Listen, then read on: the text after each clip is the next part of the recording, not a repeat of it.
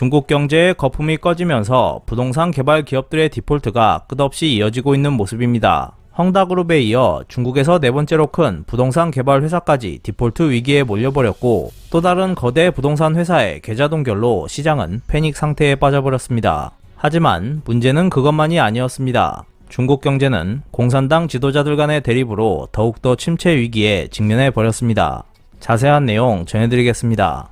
중국 정부의 부동산 정책으로 벼랑 끝으로 내몰렸던 헝다그룹이 최근 정부 지원 아래 채무 조정을 추진하면서 4월 매출을 30억 9천 위안까지 끌어올렸습니다. 중국 내 프로젝트도 95%가 재추진되고 있는 것으로 알려졌습니다.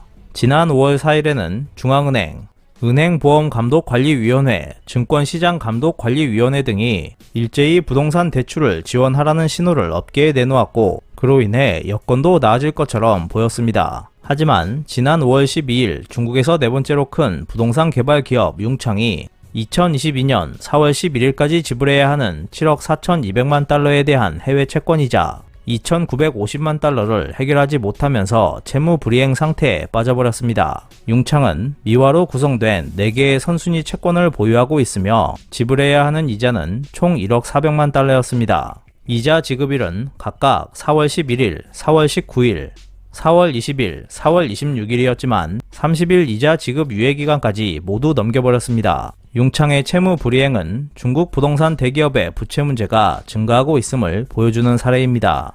융창은 최근 중국에서 실19로 인해 급격한 매출 감소와 신규 자금 조달의 어려움과 함께 중국 부동산 업계의 거시 환경이 크게 바뀌었다고 말했습니다. 대만 중앙통신은 중국 정부가 부동산 업계의 과도한 차입을 억제하기 위한 조치를 취한 이후 건설 붐을 견인하기 위해 차입에 의존하는 중국 부동산 개발 기업들이 막대한 차입금의 압박으로 파산하고 있다고 보도했습니다. 이뿐만이 아닙니다. 중국 최대 부동산 개발 업체인 컨트리 가든은 지난 5월 7일 푸저우시 전체의 프로젝트에 관한 계좌가 동결돼 일시적으로 출금할 수 없는 소동도 있었습니다. 융창은 작년 헝다그룹이 디폴트에 놓였을 무렵에 가장 안전한 기업 중 한 곳으로 간주되고 있었습니다. 하지만 올해 들어 융창까지 디폴트 위기에 직면해 버렸습니다. 이 사건은 투자자들에게 비교적 안전하다고 여겨졌던 부동산 기업들조차 언제 디폴트에 빠질지 모른다는 위험이 있음을 깨닫게 했습니다. 로이터 통신은 융창이 대외 채무 개편을 진행하면서 지급 기한을 연기한 것으로 보인다고 전했습니다. 융창의 매출은 중국 부동산 업계 중 3위를 차지하고 있습니다. 하지만 융창은 홍콩 증권거래소에서 최근 몇 주간 상환 기한을 맞이한 7,500만 달러의 이자를 지불하지 못할 것이라고 발표했습니다. 이미 전문 법률 금융 고문단을 초청해 기업의 자본 구조와 유동성에 대한 평가를 시작했다고 밝혔습니다.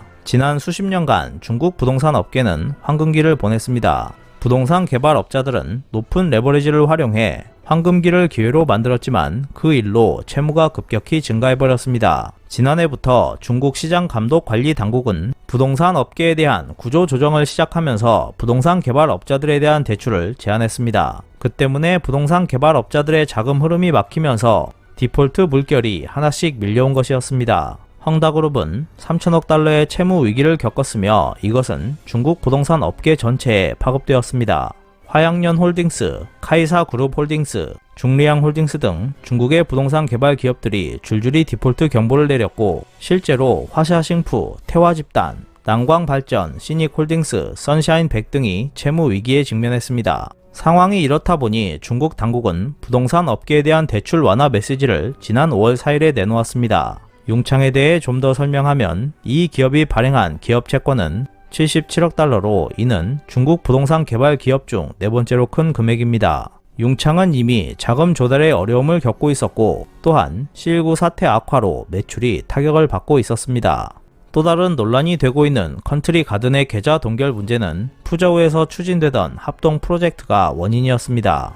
세무집단, 컨트리가든, 보리집단 등으로 구성된 3자 프로젝트는 주식 비율을 34%, 33%, 33%로 나누고 완성 전부터 부동산 판매를 시작해 자금을 끌어모았습니다. 지난해 5월부터 분양을 시작했지만 이후 반년 사이 잇따라 문제가 발생했습니다. 창문은 변형이 일어났고 지하실에 있는 지지 기둥에서는 엄청난 균열이 일어났으며 그 균열은 바닥까지 이어졌습니다. 더 심각한 것은 건물 전체가 기울어져 있었다는 점입니다. 일부 건물은 안정성 평가와 신뢰도 평가에서 모두 최하점인 D등급을 받았습니다. 이러한 집을 분양받은 중국인들은 별 5개짜리 집에 살기 두려워했고 새로 구입한 집이 있음에도 다른 집을 구하고 있었습니다. 이 때문에 푸저우시는 건물 사용을 중단하라는 명령을 내리고 건물을 폐쇄했습니다. 지난 5월 6일 세무집단은 품질 문제가 발생한 아파트에 대해서는 적시에 수리를 해주겠다고 약속함과 동시에 아파트 관리 사업에서 물러날 것이라는 해법을 내놓았습니다. 계좌 동결은 이러한 해법이 순조롭게 진행될 수 있도록 보장하는 것이 목적이었던 것으로 알려졌습니다. 하지만 5월 6일 푸저우 관리 당국과 프로젝트 관계자 사이에서 의견 대립이 벌어졌습니다.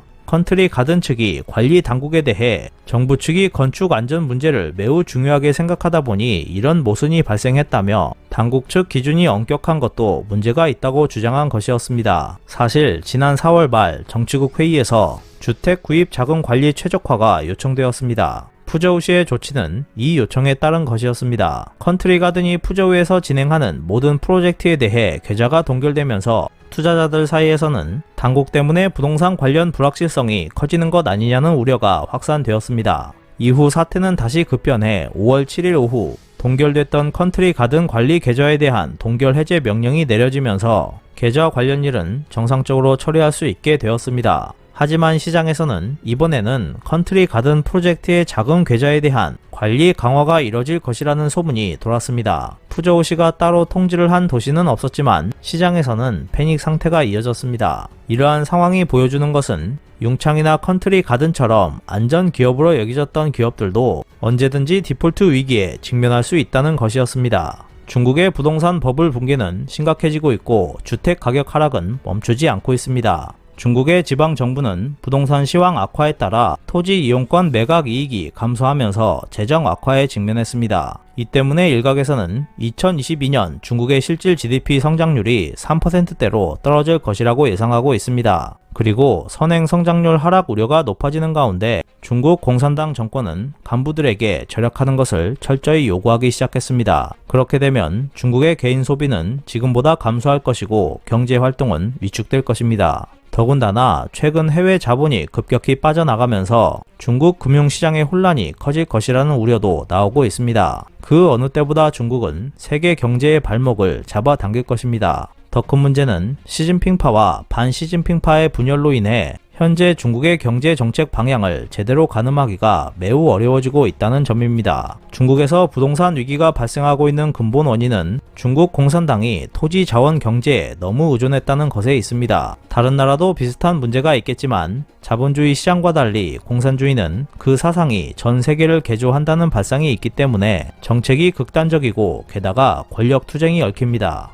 하향식 일방통행은 현장 피드백이 어렵기 때문에 시장 메커니즘상 도태되어야 하지만 도태되지 않고 있습니다. 이는 부동산뿐만 아니라 중국이 직면하는 모든 문제로 이어집니다. 그렇다면 현행 체제가 이어지는 한 단기적으로 중국 부동산 시장이 안정을 되찾을 것이라는 기대는 갖지 않는 편이 좋을 것입니다. 체제가 변할 정도의 버블 대붕괴로 대변혁이 일어나지 않는 한 중국 경제는 쉽게 살아나지 못할 것으로 보입니다.